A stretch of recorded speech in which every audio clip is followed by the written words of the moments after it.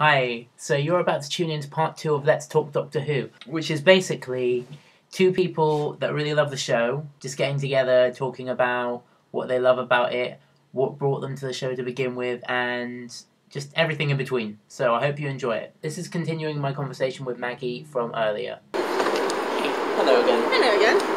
Let me just put on we're back from a commercial break. Yes, so after a that was literally just about, I was literally just about to say that. She's got my mind.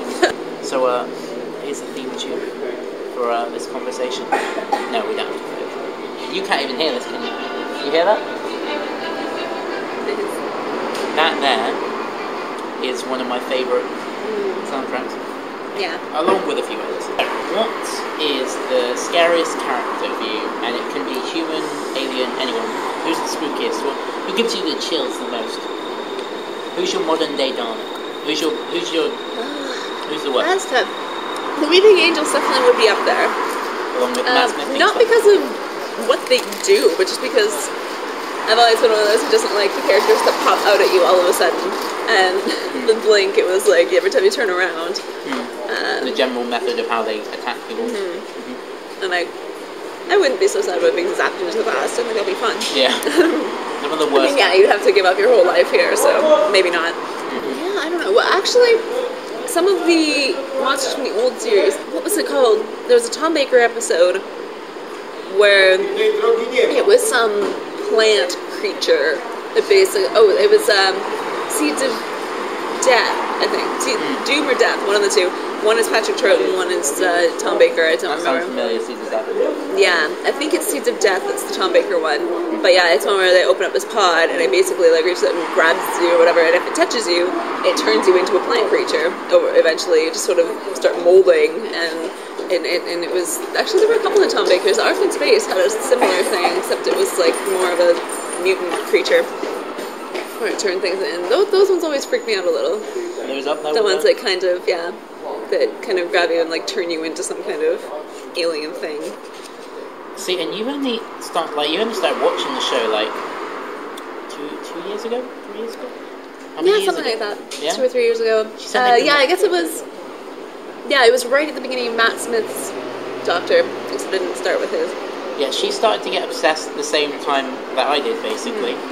And she's got a longer back catalogue of knowledge. I think that's basically because of the Doctor Who club that I was part of back home. There you go. It's a shout out to the Celestial Hooligans. We need a Doctor Who club over here. We do. I've looked. We don't have one. Well, we should start one. We should definitely start one. Well, I say we because I assume that you'd be part of it. Oh, definitely. But, me myself, I should definitely start one as well. I'm serious. That'd be awesome. I know I'm talking to a random camera now, but internet. Let's do this. All you Bristolians, come out to our Doctor Who fan club. Why haven't we done Is that what you call it? Yeah, we're Bristolians. Okay. We said favourite storyline? Favourite storyline? Yeah, favourite story? Story arc? Well, because episode, it's The Girl in the Fireplace is definitely, I think it's still my favourite episode. Favourite story arc? Story arc? It's hard to say. We were at Bad Wolf in the first one, first series. The second series. Pandora as well. Yeah. That was later though. We still haven't resolved that, right? Why the TARDIS exploded? We still don't know. Stephen Moffat, tell us, please. Yeah. also there's the question of where the silence come from. Yeah. And who the hell they are, and why they consider themselves to be the sentinels of history. Silence will fall. Does this mean that they themselves as a character, not character, but they themselves will fall as in they're going to die, or does it mean silence will fall as in everything will be quiet? Is a question. Yeah, that is a very complex question. I think I remember Dorian Moldovar saying this at the end of the last series. The Fields of Trenzalore, is it? The Fall of the 11th? Yes. So, we're going to find out from what we can assume will be Matt Smith's regeneration. Fall of the 11th. That's what they say, but Matt Smith has already said he's staying on past this year. So. I know, but who knows if they're going to sort this out this year? Yeah, well, I would assume that they're saying the fall of the 11th, they're expecting the Doctor to fall in some way. He's already fallen, hasn't he? Yeah. They think he's dead. Yeah, so I would say that he's going. They expect him to fall, that he's going to get out of it somehow, as usual. Again. Yeah, again. Just for First he was erased from history, and then he died, and what else can they do to him? Similar to Rory, actually. Rory's done the same thing. I mean, him and Rory could start a club. Rory's been erased from history twice. Kenny from South Park. Well, sort of erased twice. Okay, let's think about it. Yeah, first time he fell into the crack, and that erased him.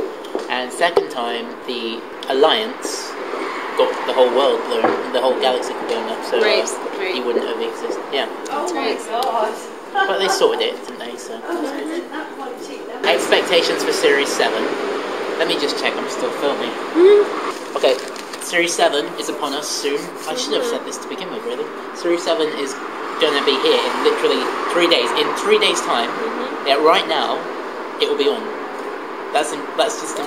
It's going to be on in 3 days' time. Yeah. And it's just, so far. Apparently, Silent of the Daleks is supposed to be the best episode in the biggest ages. Dalek episode ever. Yeah. It's a lot of But it's supposed to be like they say it's one of the best, the scariest episodes, like on par with Blink. That's what I'm hearing. Oh my gosh. Blink was a horrible episode for me. That was really, really spooky. Yeah, it was great. It was just, the Doctor wasn't in it as well. No, he was hardly up. He was just on the TV. He got that wonderful little spiel. Don't blink, don't even blink, blink and you're dead. It made it worse. I was like, it was chilling. And he got his wonderful funny speech in there, this timey-wimey detector goes down when there's stuff. So, expectations. We already know that it's going to have the most Daleks ever. We know there's a Western. The third episode. You know that there's dinosaurs on a spaceship? Dinosaurs on a spaceship. And Rory's dad. Rupert Graves, who plays... Rupert Graves plays Lestrade in Sherlock, in BBC Sherlock. He's going to be like a hunter in it, I think. And the guy who played Filch in Harry Potter, David something or other, is it? Yeah. I think. Arthur Weasley from Harry Potter is in it as well. Yeah, he's Rory's dad. Yeah. So that's not a spoiler. Not really. No. More of a spoiler would be if we knew exactly what's going to happen, because there's rumours that one of them's going to die, or two of them, or both of them. Oh, we don't know. Which one? Of who? Ponds. Amy and Rory. Yeah. Well, apparently it's going to be something heart-wrenchingly sad. So. I know. I just can't. I can't imagine what they could do. I'm not ready for it. I'll be honest with you, because I love Amy as a character. She's feisty. She's cool. I know she's like, but she's not the first that have taken the whole sort of dominant female role on Doctor. Like, she's not the first person to have gone for a role like that. Because Rose has done that before. Martha didn't do a very good job. No. She was a good character, but didn't stand out as much in my opinion. Donna, very, very good. Very assertive. She was awesome. And I also like the fact that it was that she from the get-go was like, excuse me, I don't think so. Yeah. I don't want to... You just want to mate. You're not mating with me, sunshine. You ain't mating with me, sunshine. What do we really expect? I mean, that we don't know already. What do you expect? I have absolutely no idea. I mean, you get the feeling that the Doctor is kind of popping in and out of the Ponds' lives for the next little while, and that he's traveling alone an awful lot. Have you heard that their marriage is in breakdown? Yeah, that's supposed to be in the first episode that we see that. I think they're implying it now, aren't they? With everything that they're doing, with him coming in and out. So we can probably assume that their marriage is in breakdown. Maybe they might get divorced. I don't know. That's the thing. I don't want to say anything too soon, but maybe that might be a certain part of the story. Maybe one of them might die. I heard one of them might die. I heard one or both of them might die. Well, might be both.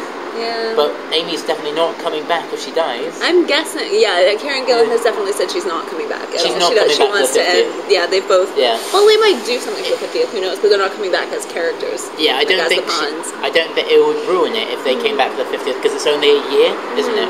And you can't kill a character off that people have made such a connection with, then bring them back in so soon. Yeah. It just. Yeah. They already had enough trouble with it with Rose when they tried to do that. Yeah.